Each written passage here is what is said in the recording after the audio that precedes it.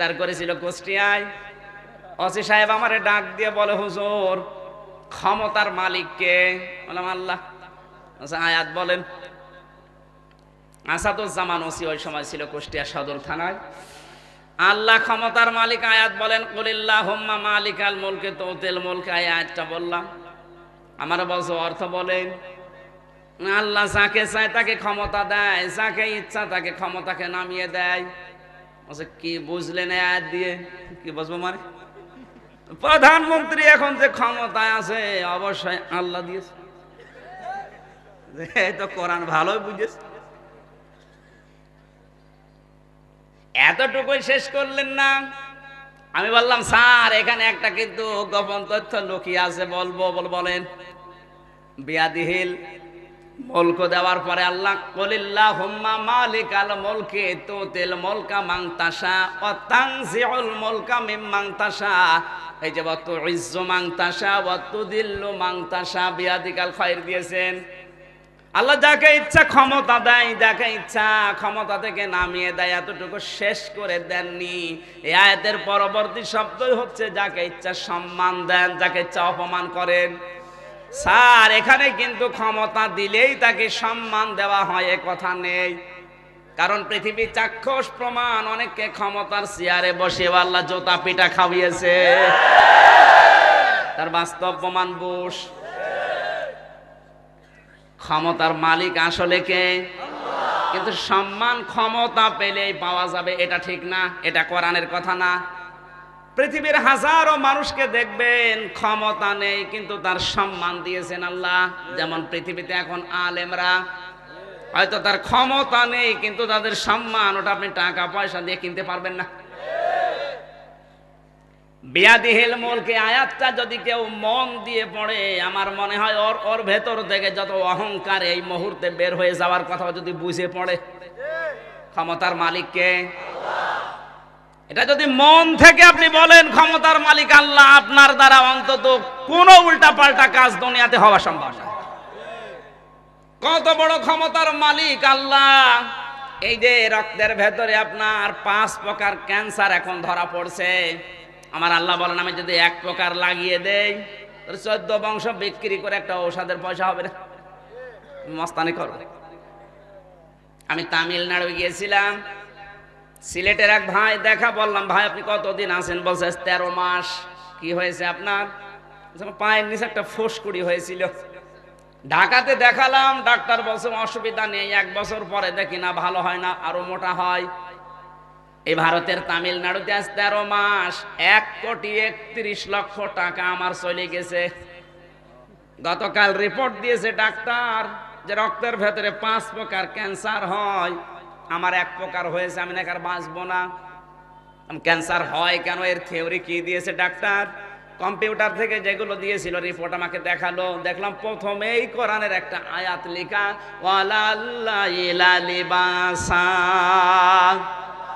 আল্লাহ তাআলা বলেন আমি রাতকে বানিয়েছি পোশাক। পোশাকের কাজ হচ্ছে জড়িয়ে থাকা। পোশাকের কাজ কি? রাতকে আল্লাহ পোশাক বানালেন কেন? এই যে দিন বানিয়েছেন 12 ঘন্টা আলো দিয়ে, রাত বানিয়েছেন 12 ঘন্টা অন্ধকার দিয়ে। ওই খ্রিস্টান ডাক্তার ভেলোরের তামিলনাড়ুতে, খ্রিস্টান ডাক্তার এই মুসলমান ভাইকে ডাক দিয়ে বলছে বেটা তোর এই ক্যান্সার হওয়ার পেছনে কারণ তুই নিজে। কারণ মানুষের এই যে চামড়া ভেদ করে রক্তের ভেতরে 5 প্রকার ক্যান্সারের প্রথম নাম্বারে যেটার একটা নাম দেখলাম ওখানে ইংরেজিতে লেখা আছে, প্রথমে এটা হওয়ার কারণ হচ্ছে এই শরীরের ভেতরে আমার আল্লাহ মেলাটোনিন নামে একটা ঔষধ বানিয়েছে, যেটা মাথার পেছন সাইড দিয়ে গ্ল্যান্ড দিয়ে বের হয় রাতের বেলা, যখন মানুষ অন্ধকারের সাথে মিশে ঘুমায়। আল্লাহ কি বলেছিলেন? ওয়ালাল্লাইলা, রাত বানিয়েছি পোশাক। পোশাকের কাজ মানুষের সাথে জড়িয়ে থাকা। রাত তো অন্ধকার, আপনি অন্ধকারের সাথে জড়িয়ে মিশিয়ে ঘুমাবেন। দিনের বেলায় তো সারা দিন আলোর ভেতরে কাজ করেন, রাতের বেলা অন্ধকার করে না ঘুমিয়ে মোবাইলের আলো, ফেসবুকের আলো, কম্পিউটারের আলো, টেলিভিশনের আলো, এমনকি ডিম লাইট জ্বালিয়ে ঘুমান। ওই লোকটা বলছে ডাক্তার আপনি যা বলেন সব মিলে গেছে। এই লোকটা আমারে বলছে, এই যে রিপোর্টের প্রথম নাম্বারে আয়াতটা দেওয়ার পরে খ্রিস্টান ডাক্তার আমাকে বলেছে মানুষের মাথার ভেতরে 5টা জিনিস আছে। কয়টা? এই পেছন দিকে মেলাটোনিন নামে একটা ঔষধ, রাতের বেলা আল্লাহ ওটা বের করে দেয় যখন আপনি অন্ধকারের সাথে মিশে ঘুমাবেন। বিজ্ঞান এখন বলেছে ওষুধের অনেক দাম এই ওষুধটার। এটা যখন যত তাড়াতাড়ি বের হয়ে রক্তের সাথে মিশে যায়, মানুষকে আল্লাহ ক্যান্সার থেকে বাঁচিয়ে দেয়।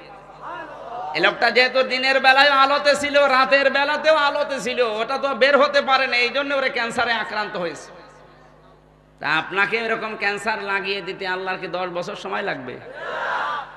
বিয়াদিহিল মুলক, রাজত্বের মালিক, ক্ষমতার মালিক আল্লাহ। আপনি লাফালাফি করেন কি নিয়ে? একটু যদি চিন্তা করে আল্লাহর কোরআনের এই আয়াতটা পড়ে, ওর ভেতর থেকে যত আমিত্ব, অহংকার, রিয়া, হিংসা, লোভ সব বের হয়ে যাবে, তো পড়েই না।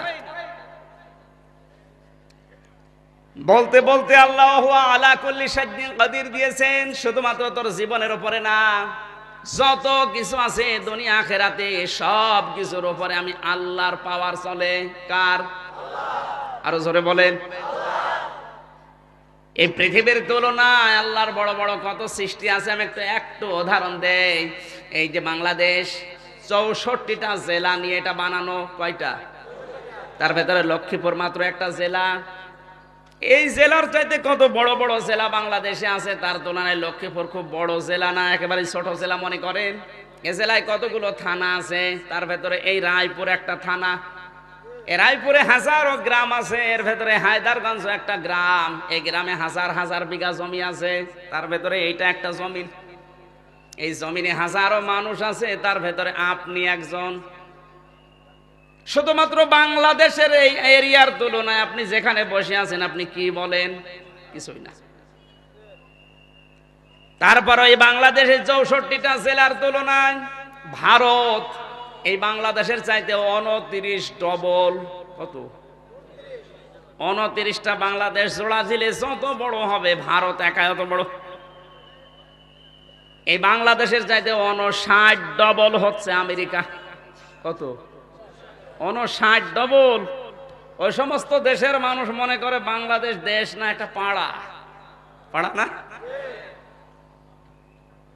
এইরকম রাষ্ট্রের সংখ্যা আছে পৃথিবীতে 228টা।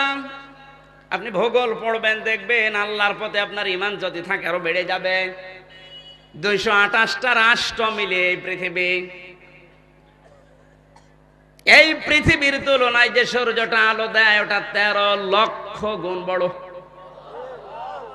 সূর্যের তুলনায় 27 লক্ষ গুণ পর্যন্ত বড় আছে এক একটা তারকা। এই তারকা যখন ব্ল্যাক হোলের পাশ দিয়ে যায়, তখন চকলেটের মতো চুষে খেয়ে ফেলে। ফালা উকসিমু বিমাওয়াকিন নুজুম। জোরে বলেন আল্লাহু আকবার। আল্লাহ 1500 বছর আগে ব্ল্যাক হোলের কসম দিয়েছেন। অন্ধকার কূপ, অন্ধকার গর্ত। 1500 বছর আগে কসম দিলেন কোরআনে কারিমে ব্ল্যাক হোল। ওই ব্ল্যাক হোলের তুলনায় তারকা, তারকার তুলনায় সূর্য, সূর্যের তুলনায় পৃথিবী, পৃথিবীর তুলনায় বাংলাদেশ, বাংলাদেশের তুলনায় লক্ষ্মীপুর, এর তুলনায় রায়পুর, এর তুলনায় হায়দারগঞ্জ, এর তুলনায় আপনি বলেন। আল্লাহর এই যে বিশাল সৃষ্টি ব্ল্যাক হোল, মিল্কি ওয়ে, ছায়াপথ, গ্যালাক্সি, নিহারিকা, এত বড় বড় বিশাল সৃষ্টির তুলনায় আপনি আল্লাহর কাছে কি? কিচ্ছু না। আর আপনার ভাব দেখে কে? এত পাওয়ার আপনার আসে কোত্থেকে? এই জন্য আল্লাহ আপনার দুর্বল জায়গায় আঘাত দিয়েছে। এই বেটা, এইদিকে তাকা। হুয়া আলা কুল্লি শাইইন কাদির। তুই যত কিছু আছে সবার উপরে আমি আল্লাহর ক্ষমতা চলে। ওই ব্ল্যাক হোল ওটা আমার কথা মতো চলে। সুবহানাল্লাহ বলতে পারেন না? আপনার মাথা তো নত হয়ে যাওয়ার কথা।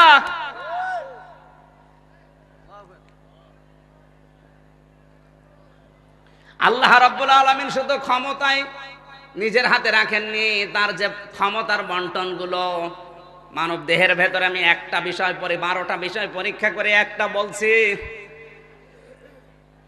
এই যে পিত্তিথলিতে যে রসগুলো পড়ে, আপনার খাবারগুলো যখন জমাট বাঁধার পর যখন হজম হওয়ার জন্য ওখানে রস দরকার হয়, আল্লাহ রাব্বুল আলামিন কোরআনে কারিমে শয়তানের প্রায় 11টা পর্যন্ত চরিত্র দিয়েছেন।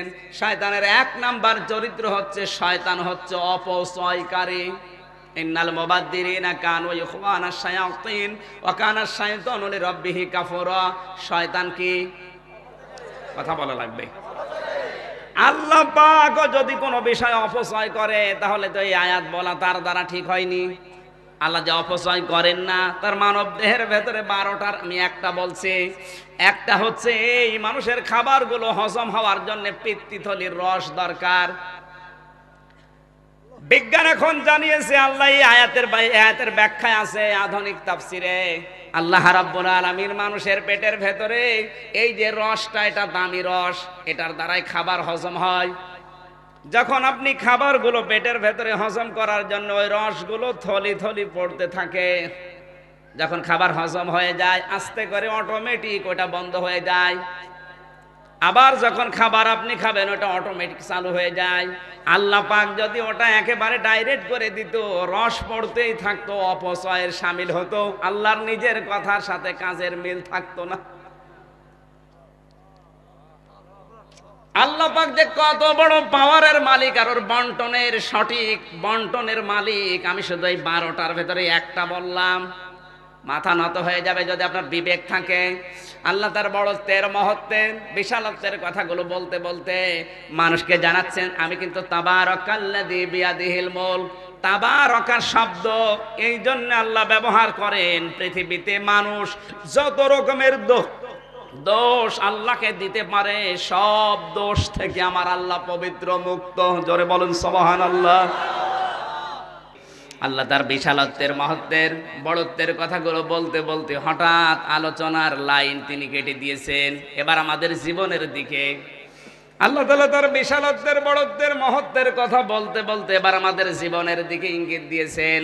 আল্লাযী খালাকাল মাউতা ওয়াল হায়াতা।